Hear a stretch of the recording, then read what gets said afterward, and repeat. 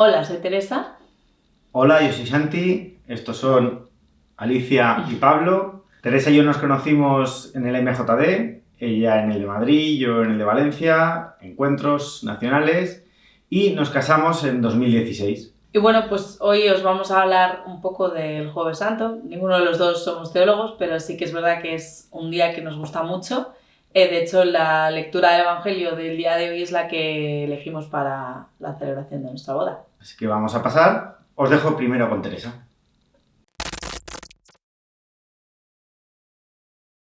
El Jueves Santo es el día del amor fraterno.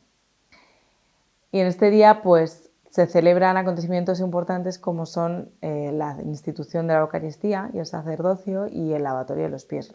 Recordamos esos acontecimientos. Nos gustaría centrarnos en dos aspectos importantes que subyacen, ¿no?, a estos dos acontecimientos que he mencionado, que son, por un lado, la misión y, por otro lado, el servicio.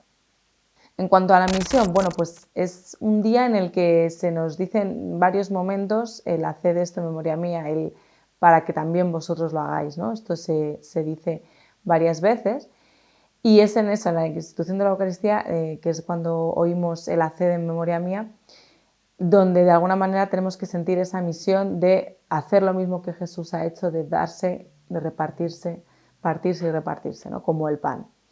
Esa es nuestra misión, vivir la vida desde esa misma perspectiva de Jesús, ¿no? También es de esta forma que Jesús va a seguir entre los suyos, entre nosotros, porque vamos a perpetuar ese gesto, esa entrega del propio Jesús. Ya los primeros cristianos celebraban la Eucaristía en el contexto de una cena y, bueno, era una forma en la que era un gesto fraterno y en el que también se compartían los bienes como hermanos, ¿no?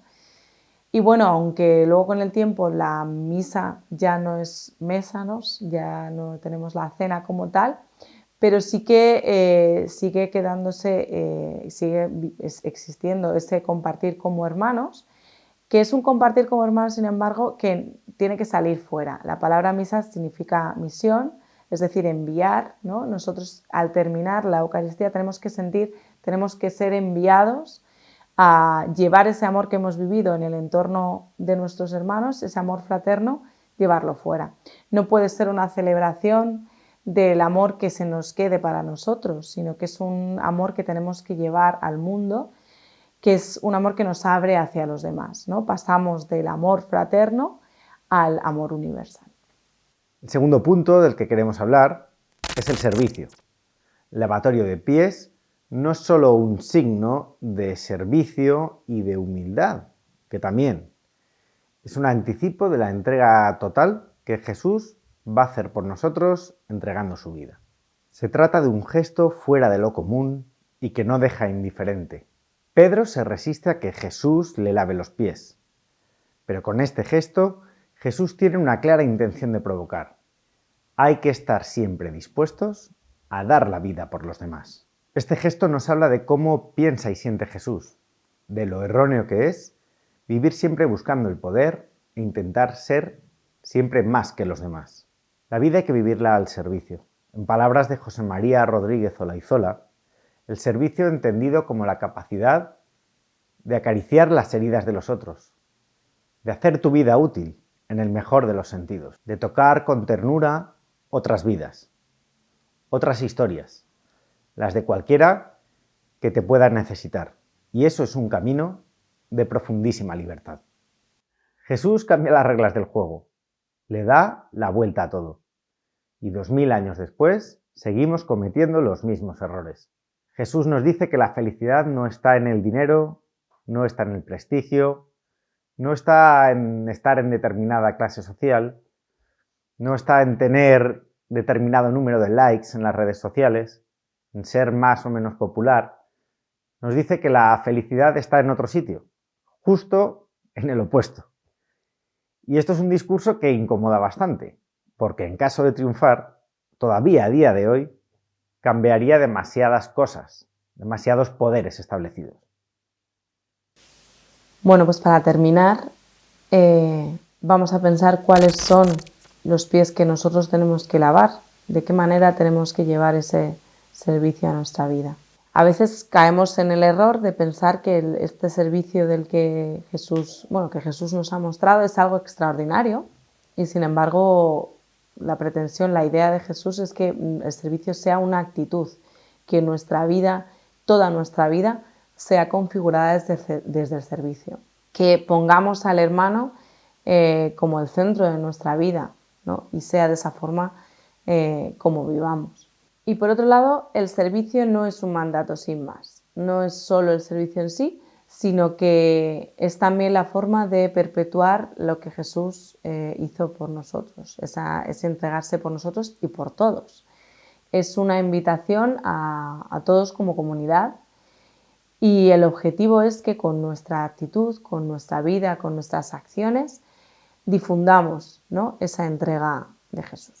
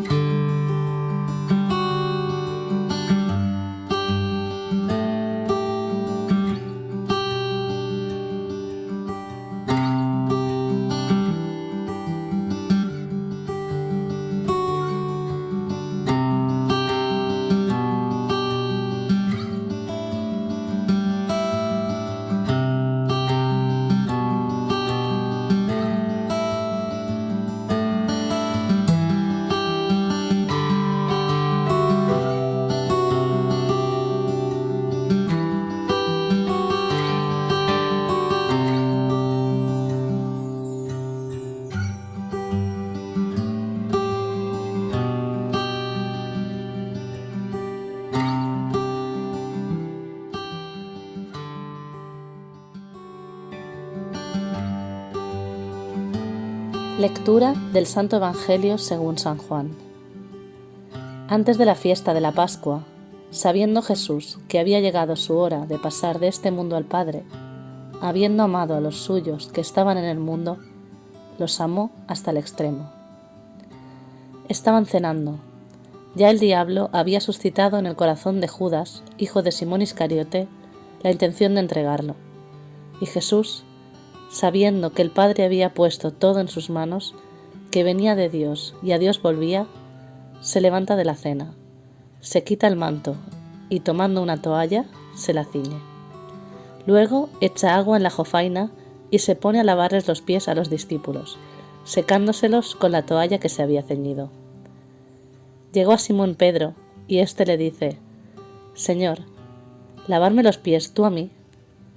Jesús le replicó: «Lo que yo hago, tú no lo entiendes ahora, pero lo comprenderás más tarde». Pedro le dice: «No me lavarás los pies jamás». Jesús le contestó: «Si no te lavo, no tienes parte conmigo». Simón Pedro le dice: «Señor, no solo los pies, sino también las manos y la cabeza». Jesús le dice: «Uno que se ha bañado no necesita lavarse más que los pies, porque todo él está limpio. También vosotros estáis limpios, aunque no todos». Porque sabía quién lo iba a entregar. Por eso dijo: «No todos estáis limpios». Cuando acabó de lavarles los pies, tomó el manto, se lo puso otra vez y les dijo: «¿Comprendéis lo que he hecho con vosotros? Vosotros me llamáis el Maestro y el Señor, y decís bien, porque lo soy. Pues si yo, el Maestro y el Señor, os he lavado los pies, también vosotros debéis lavaros los pies unos a otros. Os he dado ejemplo para que lo que yo he hecho con vosotros, vosotros también lo hagáis».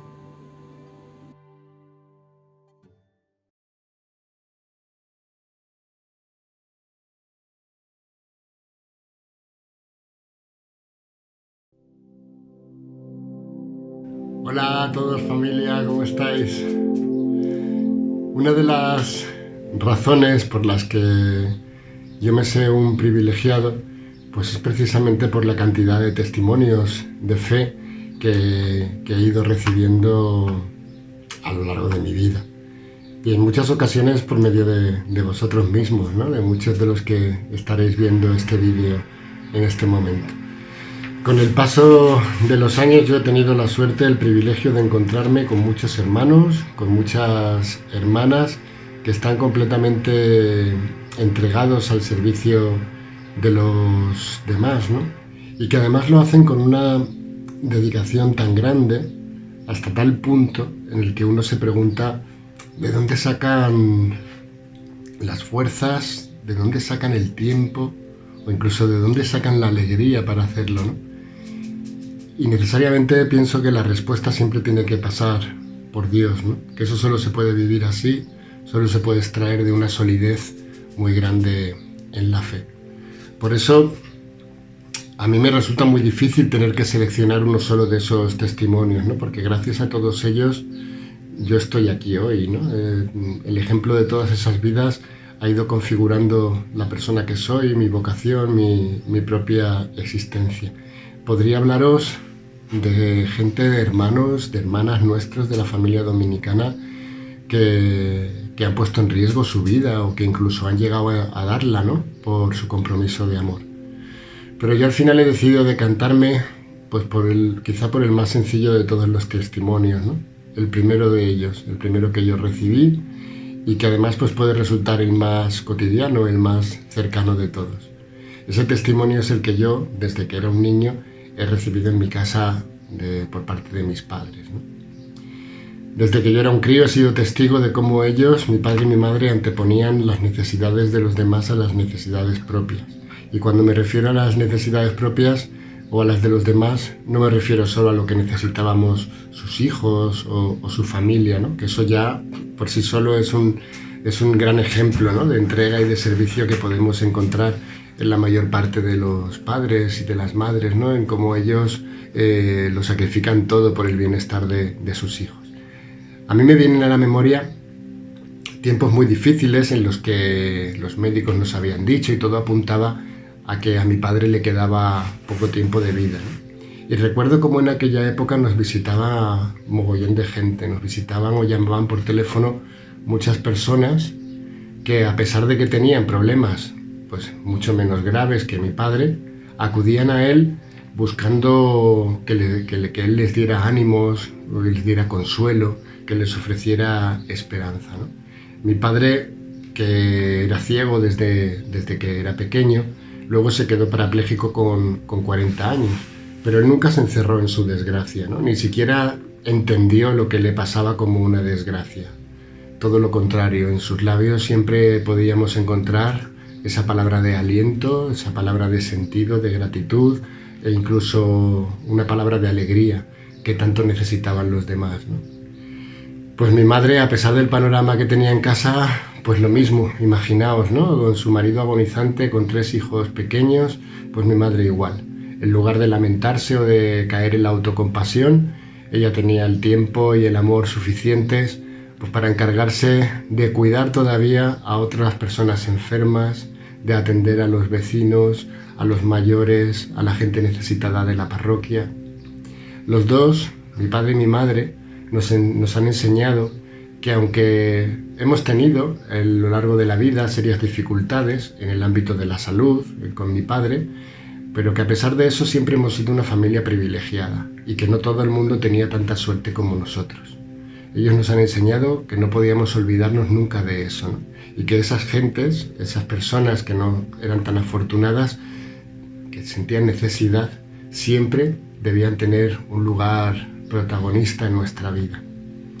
Poco después, cuando yo ya fui adolescente, porque aunque os parezca mentira, hubo un tiempo en el que yo fui adolescente,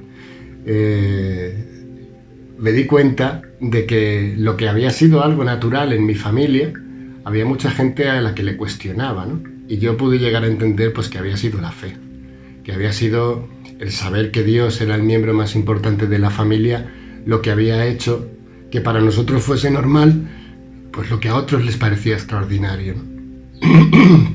En definitiva, y para no enrollarme, ellos nos han mostrado que el servicio al hermano no consiste en hacer cosas extraordinarias pero puntuales, ¿no?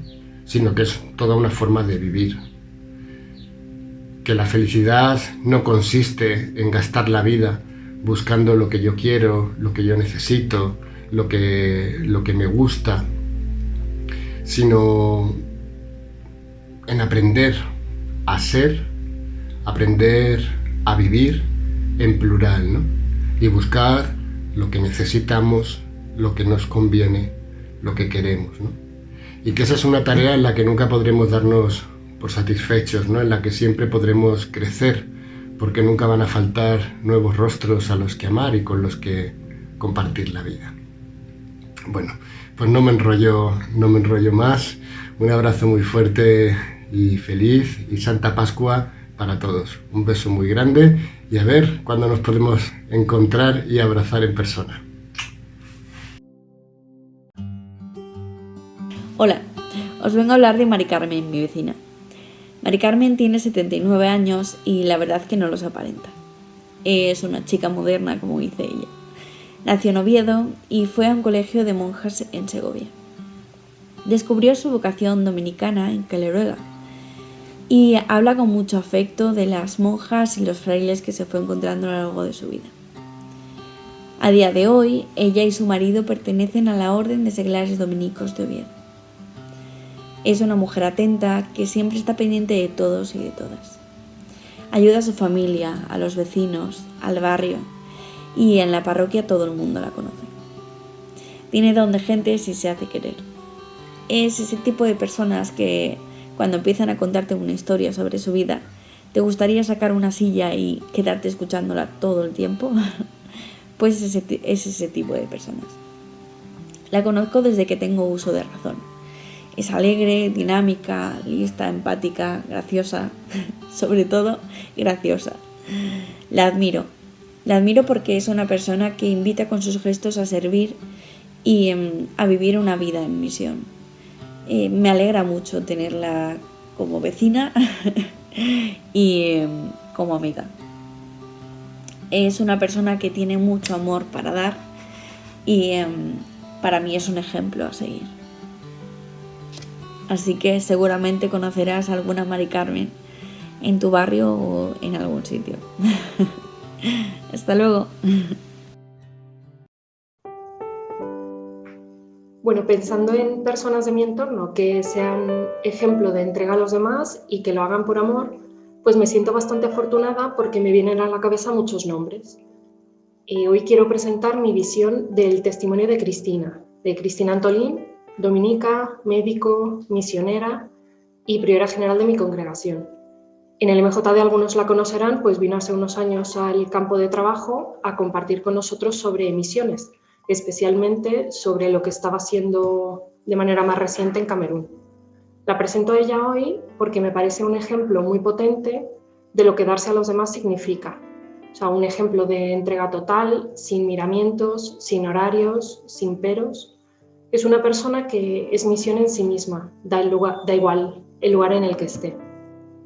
Podría decir mil cosas sobre ella, pero quiero centrarme en este último año, que aparte de haber sido un año distinto para todos, he tenido la suerte de vivir con ella y tomar conciencia de lo que su entrega y su disponibilidad total significan. El año pasado, cuando comenzó el confinamiento y empezábamos a ver tantas noticias de hospitales colapsados, tengo súper vivo el recuerdo de ella literalmente revolviéndose en la silla diciendo: si soy médico, ¿qué hago confinada en casa? Y antes de que nos diéramos cuenta, estaba trabajando como médico de urgencias en el área de coronavirus en un hospital, con un horario sin horario, pues decía que siempre que siguiera viniendo gente había que atenderla, pero no solo atenderla, sino atenderla integralmente, ¿no? Dedicarle el tiempo que se necesitara.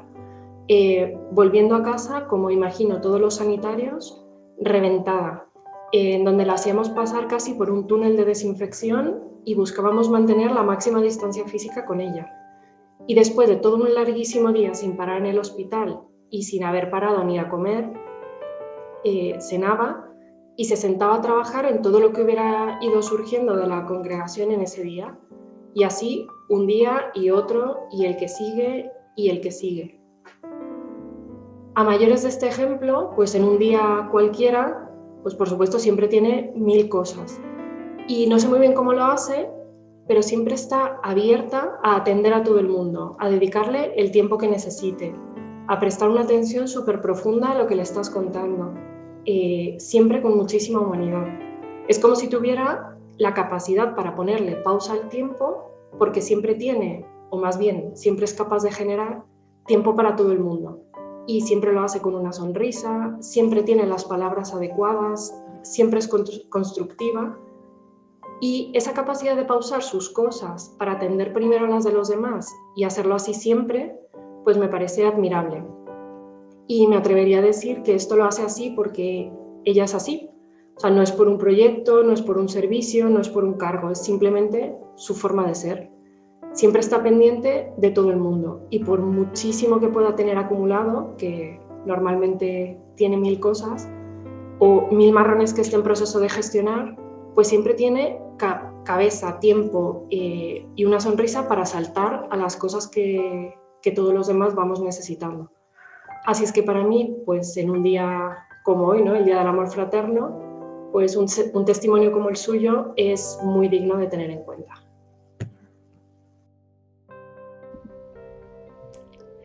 Muy buenas. Bueno, pues soy Teresa y la verdad es que cuando Santi me llamó para comentarme que tenía que hacer un vídeo hablando sobre una persona que para mí fuese ejemplo de servicio y entrega, enseguida me vinieron a la mente las hermanas auxiliares del Buen Pastor Villa Teresita, porque me parece que son una fraternidad maravillosa, que viven de verdad el significado de la palabra amor, amor en mayúsculas, de ese que mueve el mundo y que tiene capacidad para transformarlo.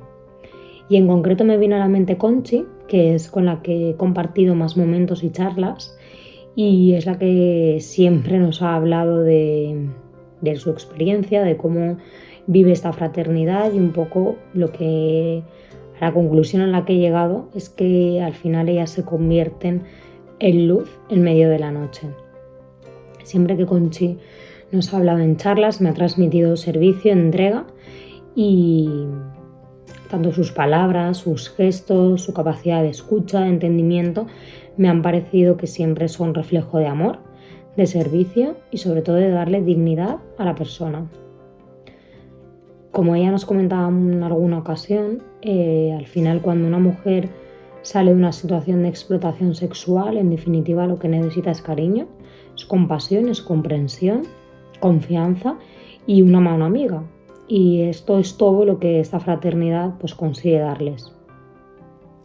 La verdad es que Conchi siempre nos ha contado situaciones muy duras, momentos durísimos con mujeres que han sufrido verdaderos infiernos y que gracias a la ayuda de esta fraternidad, de estas hermanas maravillosas, pues han podido empezar una vida nueva. La entrega de Conchi y de toda su fraternidad es admirable.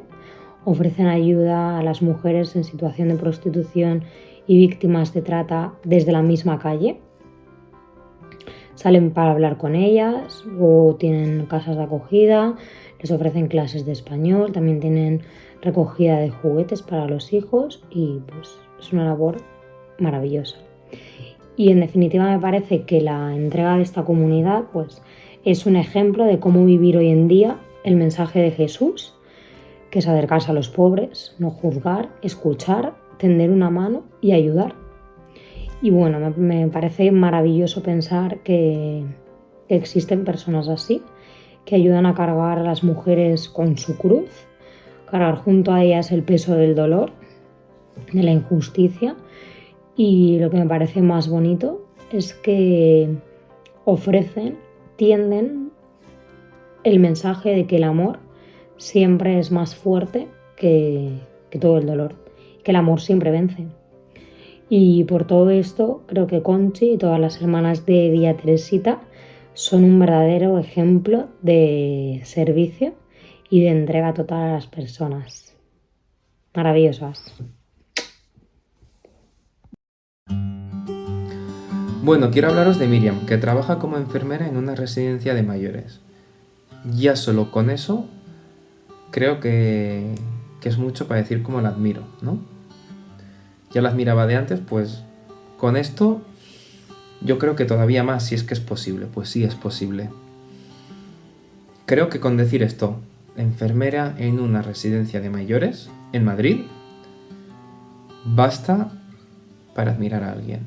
Porque además un año después sigue ahí, en el mismo sitio. Más aún, Esa residencia, la de las Hermanitas de los Pobres, una de las que tienen en Madrid esta congregación, está en la misma calle en la que se detectó el primer caso de coronavirus en una residencia de mayores en España. ¿Qué quiere decir esto? Que a ellas les llegó antes que a nadie. Antes del estado de alarma ya tenían coronavirus. Es más, el primer caso, pues a ver de dónde les vendría, ¿no? Pero quién sabe si del hospital.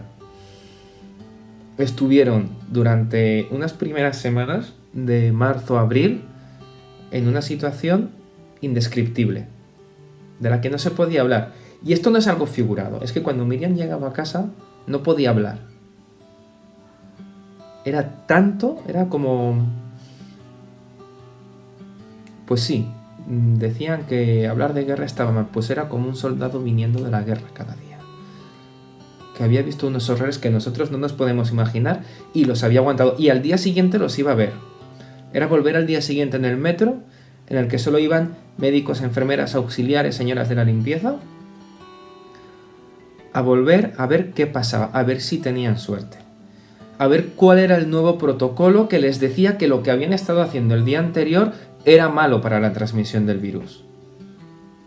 Era recibir un día a los militares que les decían que tenían que hacer no sé qué, y la respuesta era: ¿y con qué medios lo hacemos? Sí, les debemos una a todas las enfermeras, a todos los sanitarios y a todos los mayores, y les debemos una bien gorda. Creo que no había que hacer grandes gestos para ser enfermera y ser un héroe en aquellos días. Así que sí, Miriam es un héroe, una heroína. Y todos los sanitarios lo son.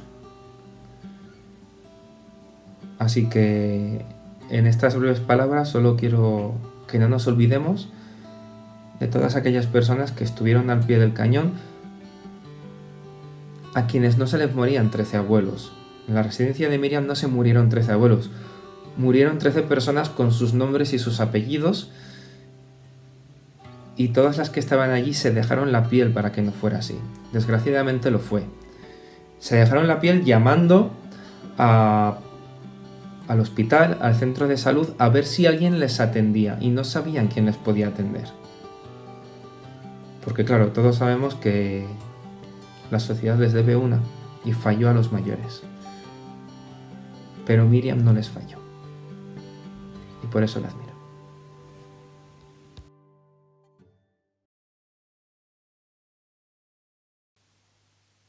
Y después de escuchar estas historias, nos gustaría que también vosotros compartierais vuestras historias sobre esas personas en las que habéis visto esa entrega y ese servicio hacia los demás por amor, ya sea con un ejemplo de toda su vida o con alguna actitud o alguna acción concreta en un momento determinado de su vida.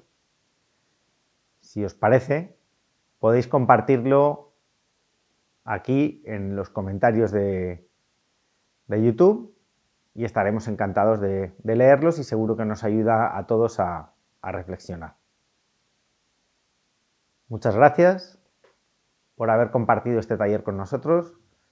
Esperemos que os sirva por lo menos un poquito.